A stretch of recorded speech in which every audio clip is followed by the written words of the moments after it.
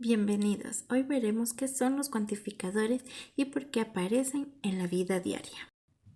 ¿Alguna vez has dicho frases como todos los estudiantes llegan temprano o al menos una persona llegó tarde?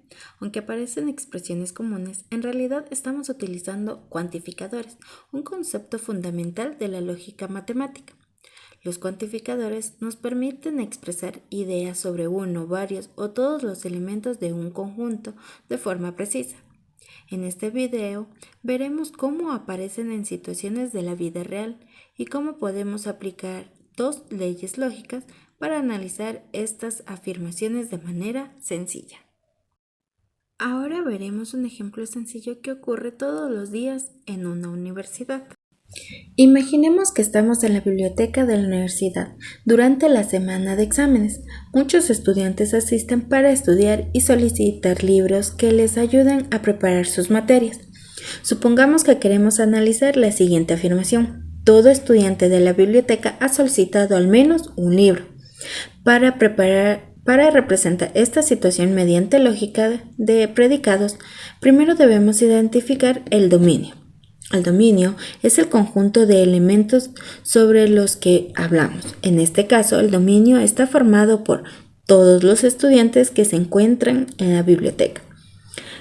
Después definimos los predicados, que son las propiedades o características que queremos analizar. Definimos X es un estudiante de la biblioteca. X ha solicitado al menos un libro.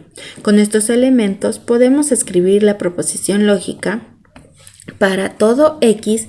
Si X es un estudiante de la biblioteca, entonces X ha solicitado al menos un libro. Si el símbolo A invertido representa el cuantificador universal, que significa para todos, esto indica que la afirmación debe cumplirse para cada estudiante del dominio.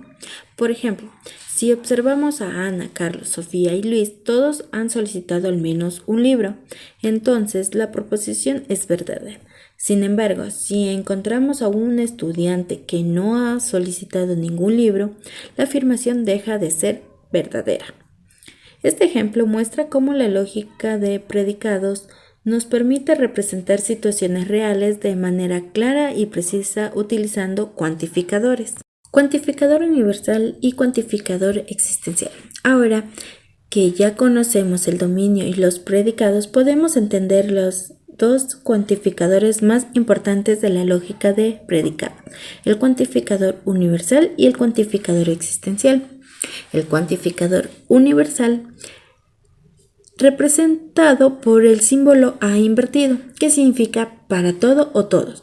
Se utiliza cuando queremos afirmar que una propiedad se cumple para todos los elementos del dominio. En nuestro ejemplo de la biblioteca, la expresión para todo estudiante de la biblioteca, si es estudiante, entonces ha solicitado al menos un libro. Esto significa que la afirmación solo se verá la verdadera si cada estudiante cumple esa condición. Si existe un estudiante que no ha solicitado un libro, entonces la proposición será falsa. Cuantificador existencial. Representado por la E invertida, viendo hacia la izquierda, significa existe al menos uno.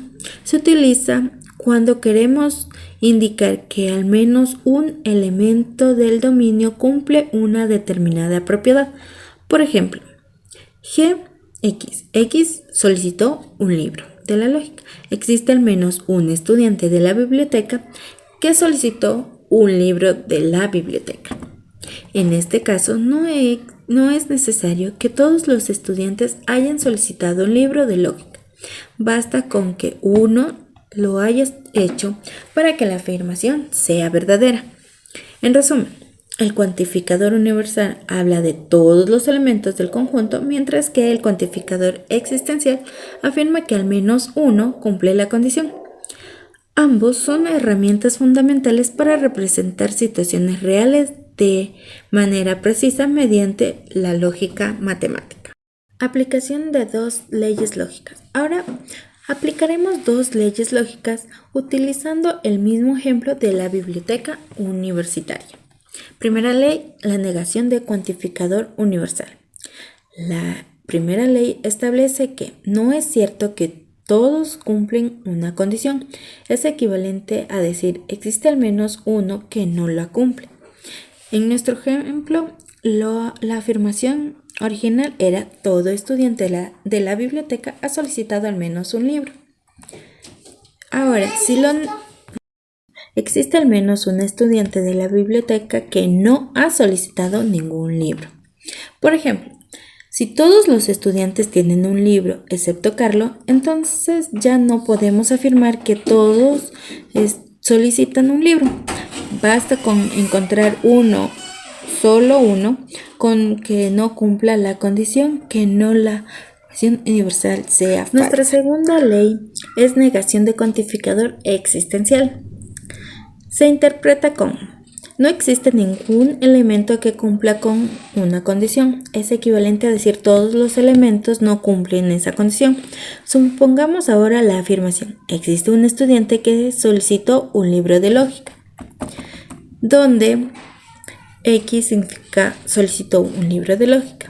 Si negamos la afirmación, obtendremos ningún estudiante solicitó un libro de lógica, o dicho de otra manera, todos los estudiantes no solicitaron un libro de lógica.